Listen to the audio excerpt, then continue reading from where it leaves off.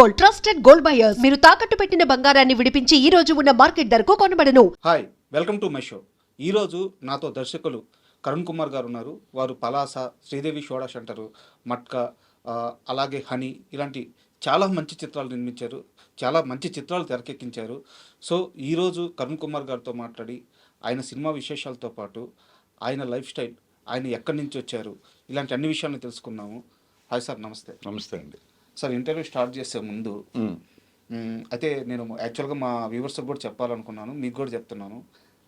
ప్రతిరోజు ఎవరో ఒక స్టార్స్ని ఇంటర్వ్యూ చేస్తూ ఉంటాము. బట్ నాకు ఎందుకో ఈ ఇంటర్వ్యూ చాలా స్పెషల్గా రాబోతుంది అనిపిస్తుంది. ఎందుకంటే మీ పైన నాకు కొంత కోపం ఉంది, ఓకే, కొంత అభిమానం ఉంది. రచన పరంగా చాలా ఇన్స్పిరేషన్ కలిగించిన వ్యక్తి మీరు. సో చాలా మూమెంట్స్ ఉన్నాయి మీ దగ్గర నుంచి నేను తీసుకున్నాను. ఓకే, సో నేను అన్ని మొహమాటం లేకుండా అడగొచ్చా? ప్లీజ్ అడగచ్చు. మీ మీద నాకు ఒక విమర్శ ఉంది, ఒక గొప్ప ప్రశంస ఉంది.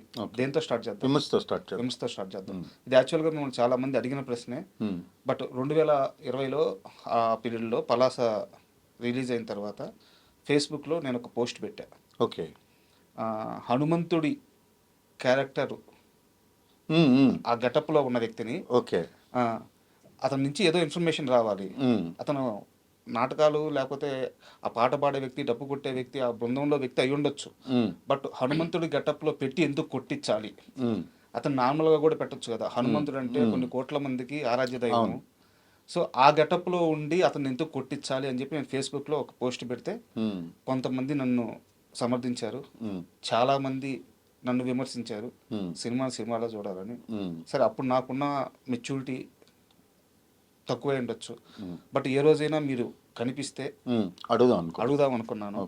మట్కా ప్రెస్ మీట్ అప్పుడు మిమ్మల్ని కలిశాను, కానీ అడిగే సందర్భం రాలేదు. Okay, okay. సో మీకు ఇబ్బంది లేకపోతే దాని మీద ఇబ్బంది ఏం లేదు. యాక్చువల్గా అది చాలా చిన్న డీటెయిల్ ఉంది అందులోన. సో ఆ కప్ప గింతలు, కోతి గింతలు అని ఒక 2 ఫామ్స్ ఉంటాయి, ఆర్ట్ ఫామ్స్ ఉంటాయి మాకు.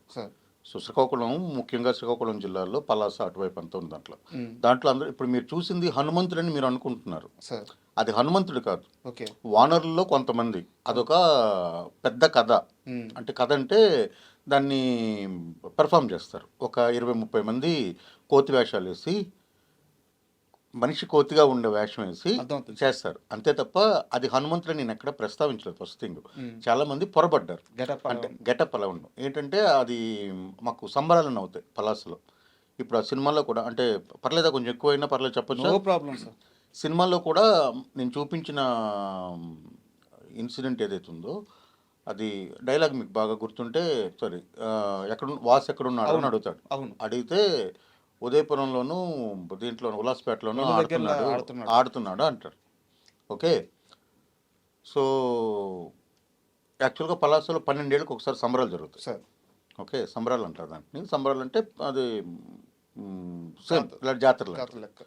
సో 12 ఏళ్ళకి ఒకసారి జరిగే సంబరాలకి, ఆ సంబరాల నేపథ్యంలో మళ్ళీ అంటే విజువల్ బ్యూటీ ఉండాలి, ఆ కల్చర్ని బాగా ఎస్టాబ్లిష్ చేయాలి. ఎందుకంటే అప్పటికి నాకున్న పెద్ద కంప్లైంట్ ఏంటంటే, సినిమాల్లో తెలంగాణ వ్యక్తుల్ని, శ్రీకాకుళం వ్యక్తుల్ని, అంటే శ్రీకాకుళం పాత్రధారులు కానీ, తెలంగాణ మాట్లాడే పాత్రలు కానీ మ్యాక్సిమము గూన్సు, పూర్తిగా తెలివి తక్కువ వాళ్ళు, లేదనుకుంటే కరుడుగట్టిన విలన్లు ఉంటారు తెలంగాణ సైడ్ నుండి. గూన్స్లో మళ్ళీ తెలివి తక్కువ గూన్సు, కామెడీ చేసేవాళ్ళు, లేదనుకుంటే కరుడుగట్టిన ఇది, అంటే కోట శ్రీనివాసరావు గారు చేశారు ఒక దాంట్లో, తర్వాత రామిరెడ్డి గారు చేశారు అంకుశంలో. ఆ యాసని అలా వాడేవారు అంతే తప్ప తెలంగాణ ఆత్మని, తెలంగాణ మనుషుల తాలూకా వాళ్ళ ఆచార వ్యవహారాలని, వాళ్ళ భాషని, వాళ్ళ తాలూకా ఆచార వ్యవహారాలని, సాంప్రదాయాలని, కళల్ని ఎవరు ఎక్స్పోజ్ చేయలే. చాలా తక్కువ వచ్చినవి చాలా తక్కువ. ఓకే, అలాగే శ్రీకాకుళం వాళ్ళంటే రామ్ గోపాల్ వర్మ లాంటి దర్శకులు కూడా శివ లాంటి ఒక కల్ట్ సినిమాలో కూడా ఎక్కడ శ్రీకాకుళం అడవుల నుండి వచ్చావని అడుగుతారు. డైలాగ్ ఉంటుంది, అమలు అడుగుతారు సార్ నాగార్జున్ని. సో అక్కడ మొదలు పెడితే తర్వాత వచ్చిన చాలా సినిమాల్లో కూడా శ్రీకాకుళం అంటే కూడా ఓన్లీ మ్యాక్సిమం పని మనుషులు ఉంటారు, ఇంట్లో ఉండే పని మనుషులు, ఇలాంటివే చూపించిన తప్ప శ్రీకాకుళం ఉంటుంది అడవులు, వాళ్ళకి అసలు ఏం తెలియదు, వాళ్ళు ఎందుకు పనికిరాని వాళ్ళు అన్నట్టుకుంటారు తప్ప. సో ఈ 2 నాకు ఇప్పటి నుండో ఉండే ఒక లోపల ఉన్న నాకున్న బాధ అది.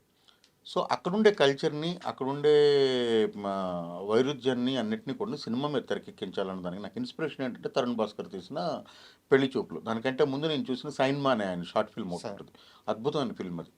ఆయన అన్ని సినిమాల్లోకి నాకు one of the favourite film అది సైన్మా. సో సైన్మా చూసినప్పుడు ఒక తెలంగాణ చిన్న పల్లెటూరులో జరిగే ఒక చిన్న కథని, దాని ఆత్మని, దీన్నంతా పట్టుకొని ఆయన చెప్పినప్పుడు ఒక పెద్ద ఫీచర్ ఫిల్మ్ కూడా చేయొచ్చు కదా అనుకుంటున్నప్పుడే పెళ్లి చూపులు వచ్చింది. పెళ్లి చూపుల్లో ఒక urban hero, upper middle class నుండి వచ్చిన, ఒక middle class upper middle class నుండి వచ్చిన హీరో, అతని ఫ్రెండ్స్ వాళ్ళంతా కూడా తెలంగాణలోనే మాట్లాడుతూ సికింద్రాబాద్ సైడ్ అదంతా అది పెద్ద హిట్ ఆ సినిమా. అంటే ఆ కల్చర్ని దాన్ని ఆయన కొంత పట్టుకోగలిగారు. దాని తర్వాత వచ్చిన సినిమాలు అది అతను బీజం వేసినట్టే, తెలంగాణ సినిమాని ఫస్ట్ జెండా ఎగరేసినట్టే, అంటే ఇప్పుడున్న ఈ లాస్ట్ 2 decades అనుకుంటే. సో అది చూసిన తర్వాత శ్రీకాకుళం ఆత్మగా కూడా సినిమా ఎందుకంటే Palasa can be happy anywhere, అంటే దేశం మొత్తం మీద ఎక్కడైనా ఖర్చు చెప్పొచ్చు. పలాస అనేది తీసుకోవాలనేది. పలాసని ఎందుకని అంటే శ్రీకాకుళంలో చెప్పాలి, ఒక బ్యాక్గ్రౌండ్ జీడిపప్పు ఇవన్నీ కూడా చూపించాలి, జీడిపప్పు మ్యానుఫ్యాక్చరింగ్ ఇదంతా చూపించాలి. ప్రపంచం మొత్తానికి 60-70% జీడిపప్పు పలాస నుండి వెళ్తుంది, శ్రీకాకుళం జిల్లా నుండే వెళ్తుంది. సో అది ఎలా మ్యానుఫ్యాక్చర్ చేస్తారు, దాని బ్యాక్గ్రౌండ్లో ఉండే రాజకీయాలు కానీ, దాని బ్యాక్గ్రౌండ్లో ఉండే పవర్ పాలిటిక్స్ కానీ, క్యాస్ట్ పాలిటిక్స్ కానీ, వీటిని నేను ఎక్స్పోజ్ చేద్దాం అనుకున్నప్పుడు దానికి ఒక కల్చరల్ బ్యాక్గ్రౌండ్ కావాలి. ఎందుకంటే ఎప్పుడైనా సరే ఒక పెద్ద సెటప్, ఇప్పుడు నాకు బడ్జెట్ లేదు కానీ నా చేతిలో సెటప్ ఉంది. సో ఆ సెటప్ని నేను ప్రాపర్గా రాగా చూపించగలిగేటప్పుడు అది తీసుకోవాలనుకున్నాను. దాంట్లో భాగంగా ఒక ఖాళీ డ్యాన్స్ మాకు అక్కడ వేసే ఈ సంబరాల్లో మ్యాక్సిమం ఏంటంటే ఈ నేను చెప్పిన గెంతుల డ్యాన్స్ ఒకటి ఉంటుంది, పొడుగు కాళ్ళు మనిషి అని ఒకటి ఉంటుంది, అంటే కర్రలకి మనుషులు కాళ్ళు కట్టుకొని వాళ్ళు డ్యాన్స్ చేస్తారు. మీకు మళ్ళీ ఇంకొకసారి మీరు పలాస చూడగలిగితే ఫస్ట్ పార్ట్ అందులో ఉండే వాయిద్యాలు ఏవైతే ఉంటాయి, తుత్తూరు, తుడుము, ఇవన్నీ కూడా వాడాం ఆ స్టార్టింగ్ దీనికి, డప్పులు. అప్పుడు దాకా తెలుగు సినిమాలోన ఎక్కడ వినిపించిన ఒక సౌండ్ అది. సో వాటన్నిటి నేను ఎక్స్పోజ్ చేద్దాం అనుకున్నాను. దాంట్లో భాగంగా ఇప్పుడు ఆడెవడైతే ఉన్నాడో వాడు గతంలో హీరో తాలూకా అన్న చనిపోవడానికి కారణమైన కోవర్ట్ సినిమాలో. ఆ పాత్ర అంతా నేనేం చెప్పను, అది చాలా లేట్గా చెప్పుంటాను. వాడు కనిపిస్తాడు, వాడు తిరుగుతుంటాడు, వాడే అది సెట్ చేస్తాడు, వాడి తర్వాత కలిసిపోయాడు, ఇవన్నీ కూడా ఉంటాయి అందులో. సో అలా చూపించిన తప్ప అది హనుమంతుడు అయితే కాదు. అది అందులో ఒక భాగం. అంటే ఒక 50-60 మంది కోతుల వేషాలు వేసుకుంటారు. ఓకే, కోతుల వేషాలు వేసుకొని చేస్తారు, వాడు ఆడుతున్నాడు, అందులో భాగంగా వాడిని వీడు తీసుకొచ్చాడు అన్నదే చెప్పాలి. జస్ట్ క్లారిటీ కోసం అంతే చెప్తున్నాను, నీకే అదేం లేదు. రెండోది ఏంటంటే ఇప్పుడు అందులో దీనికంటే పెద్దది వచ్చిందంటే కాళీమాత తల నరికినట్టుగా మీరు చూపించారన్నారు కదా. కాళీమాత తల నరకడం అన్నది అక్కడ అసలు ఇదే కాదు. కాళీమాత డ్యాన్స్ చేయడానికి చాలా విపరీతమైన పవరు, విపరీతమైన స్టామినా కావాలి, అది అందరూ చేయలేరు. అది ఆ వేషం వేసినోడికి అందులో ఒక డైలాగ్ ఉంటుంది, చాలా రోజులు అయిందిరా గస లేకుండా ఆడగలంటావా అంటే, నీకంటే ఇంకెవట్రా కట్టినోడు ఉన్నాడు ఆడగలవని అతను అంటాడు పక్కనుండే వ్యక్తి. సో యాక్చువల్గా చాలా పెద్ద పెద్ద రౌడీలు, చాలా దేహదారుఢ్యం ఉండేవాళ్ళు, వీళ్ళే దాన్ని పెర్ఫామ్ చేసేవారు రియల్గా. ఎందుకంటే అది అంత చాలా చాలా హెవీ మేకప్, అది దాని మేకప్కే 3-3.5 గంటలు పడుతుంది. సో ఆ 3-3.5 గంటలు ఆ ఒంటి మీద డ్రెస్సు అదంతా వేసుకొని, యాక్చువల్గా నెక్స్ట్ యాక్ట్ ఏముంటుందంటే ఒక మేకను కానీ కోడిని కానీ లైవ్లో ఒక పీక్కి వెళ్ళిన తర్వాత లైవ్లో పేక్ కొరికేస్తారు. ఇదంతా కూడా పెర్ఫామ్ చేస్తారు, ఇదంతా కూడా ఒక సంస్కృతిలో భాగం. ఓకే, ఈ సంబరాల్లో జరుగుద్ది అనమాట. సో నేను మరీ అంత వైల్డ్గా చూపించలేను, బట్ వాడి తాలూకా బలాన్ని చూపించాలి స్టార్టింగ్ దీంట్లోనే, వాడిని బలాన్ని చూపించాలి. వాడు ఇదంతా కూడా లేయర్డ్ స్టోరీ టెల్లింగ్, అంటే మీకు రూట్స్ తెలిస్తే ఇదంతా కూడా అసలు ఏం అభ్యంతరం అనిపించదు, కరెక్టే కదా. ఓకే, ఇది ఎవడు పడితే ఆడు ఆడలేడు కాళీ డ్యాన్స్, అంటే ఇంక్లూడింగ్ మోహన్ రావు కూడా ఆడలేడు, హీరో కూడా మోహన్ రావు కూడా ఆడలేడు కాళీ డ్యాన్స్. మోహన్ రావు ఓన్లీ గజ్జి కట్టి రోడ్డు మీద చిందేయగలడే తప్ప మోహన్ రావు కాళీ డ్యాన్స్ని పెర్ఫామ్ చేయలేడు.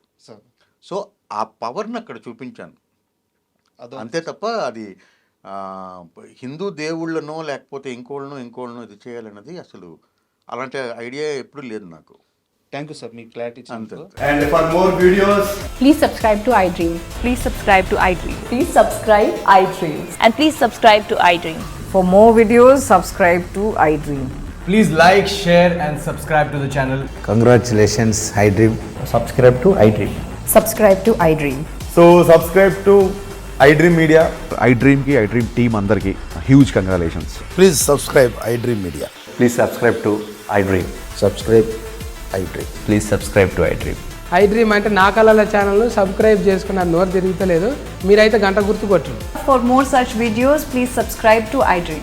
Subscribe to iDream. Please subscribe to iDream. Please subscribe iDream Media. Please do subscribe to iDream. Please subscribe to iDream Media. For best entertainment and information, please subscribe iDream. And don't forget to subscribe to iDream.